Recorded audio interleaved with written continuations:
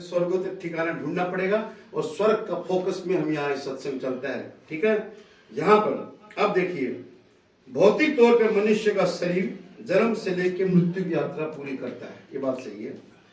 उसके बाद आध्यात्मिक दृष्टि से आत्मा स्वास्थ्य क्षेत्र में प्रवेश करता है। अब बताइए, स्वास्थ्य लोक का अथॉरिटी किसके पास में है? उस लोक का अथॉरिटी, अधिकार किसके हाथ में? परमेश्वर के हाथ में। परमेश्वर के हाथ में उस लोक का अथॉरिटी। तो उस लोक का अथॉरिटी है, क्यों उसके पास अधिकार में? क्या बेटा ऐसे अधिकार रखा है? वो हमारा जजमेंट करेगा। वो क्या करेगा? हमारा न्याय करेगा। हमारे लिए न्याय बचा हुआ है, हमारा न्याय करेगा। तो इसलिए जो जीवित व्यक्ति है उनके लिए बहुत जरूरी है कि परमेश्वर के नियम और उसकी इच्छा के अनुसार जगत में जीवन जिए। वो ये चाहता है, क्योंकि न्याय का जो भी वहां पर होगा, वो न्याय इसी जगत के आधार पर किया जाएगा। इस जगत में आप कैसे जिए उसके आधार पर करेगा। यदि हमें ईश्वर इच्छा, ईश्वर नियम होते संसार चलिब লাগিব, ये परमेश्वर चाहता है। किंतु हमें बेखबर आसू और परमेश्वर की महिमा के विरुद्ध जिए जा रहे हैं।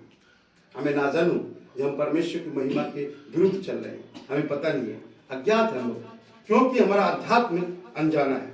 ऐसी परिस्थिति में वो केवल हम अपने क्या करते हैं, हम लोग किसके आधार पर जी रहे हैं पता है? हम लोग अपने जन्म के फीचर्स, हमारे जन्मर जो फीचर्स मिला से हेतु मते आप जीवन चले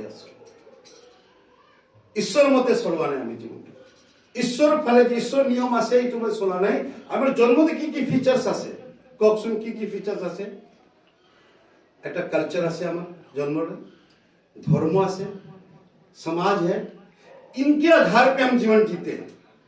हालेलुया, इनके आधार पे हम जीवन जीते हैं। हमारे जन्म के उससे पहले की बातें हम नहीं जानते हैं। तो जन्म में जो उपलब्ध है, अब किसी धर्म में जन्म हो गया, किसी समाज में जन्म हो गया, यह तो मतलब हमें सोलियासु, हमारा अपना कुछ नहीं। जो समाज दे रहा है, जो धर्म दे रहा है, उसके हिसाब से हम जीवन जिए जा रहे हैं। अर्थात उसके जन्म में जो भी कल्चर है, जो धर्म है, उनके हिसाब से ओके। परंतु मानव अपने अध्यात्म से अज्ञात है। मानव निजर भौतिकता को जाने, आज भौतिकता में खुद কোন জন্ম জন্ম লইছে কোৰ পৰা আহিছে, মই বিহাৰৰ পৰা আছো, মই ৰাজস্থানৰ পৰা আছো, এইবিলাক আমাৰ জন্মৰ আইডেন্টিটি। কিন্তু আধ্যাত্ম से आपने पहले कोर पर आइसे आपने जवाब দিব নোৱাৰে। क्योंकि आपको बताऊंगा यहाँ पर जो रहस्य है, क्योंकि उसके जन्म में धर्म संस्कृति से पहले भी आरु একটা তত্ত্ব আমার লগত জড়িত আছে। আমি জন্মিছে মানুষ, তার লগতে কোন জুড়িলে माय देवता समाज परिवार सब जुड़ी छे ना। हमें ना जानू हमारे अध्यात्म का कथा कोई ऐसे अध्यात्म को तुम्हारे इस जन्म से पहले भी एक तत्व और है जो तुमसे जुड़ा हुआ है। हालेलुया, वो हम नहीं जानते हैं। वो तत्व है अध्यात्म। ये कहता है कि मनुष्य का जीवन केवल जन्म से शुरू नहीं होता, उसके जन्म में भी कुछ कैरी फॉरवर्ड होके आ रहा है। कैरी फॉरवर्ड समझ रहे हो आप लोग? कैरी फॉरवर्ड माने ধরো এটা টোটাল মারা আছে পেজ হতে ইমান টোটাল মারা আছে লাস্টত ইমান হয়ে গেছে, ধরো টোটাল হয়েছে 5000 টাকা হ্যাঁ, তার নেক্সট পেজত যে যাব আপনি যে খরচ করে লিখিব, কিন্তু উপর सबसे आगे 5000 लिखा जाओ। ये 5000 पिछले पेज का टोटल लिखा जाएगा, उसको बोलते हैं कैरी फॉरवर्ड। तो उस कैरी फॉरवर्ड को पहले लिखा जाएगा, उसके बाद नेक्स्ट पेज जो खरच प्लस से लिखा जाओ। तो उसी तरह हम दुनिया में जब जन्म लेते हैं ना, पहले कैरी फॉरवर्ड होके एक तत्व हमारे साथ पहले आता है। सबसे पहले वो आता है, फिर धर्म आता है, फिर जाति आता है, फिर माँ बाप आता है, माँ बाप भी बाद में आता है, पहले वो तत्व आता है। हालेलुया, वो तत्व क्या है? नो कैरी फॉरवर्ड क्या वो क्या आ रहा है? वो तत्व क्या है?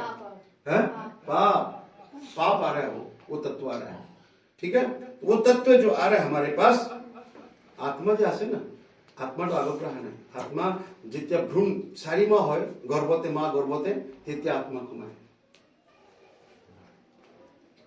ठीक है, उससे पहले पाप आता है। पाप उससे पहले कैरी फॉरवर्ड होके आ रहा है। क्यों आ रहा है आपको बता रहा हूं।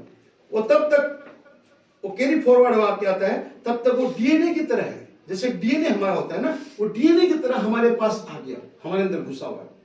और वो डीएनए उसके माता पिता में भी था। वो डीएनए, वो तत्व उनके माता पिता में भी था। उसी तत्व के साथ मनुष्य माँ के गर्भ में आता है।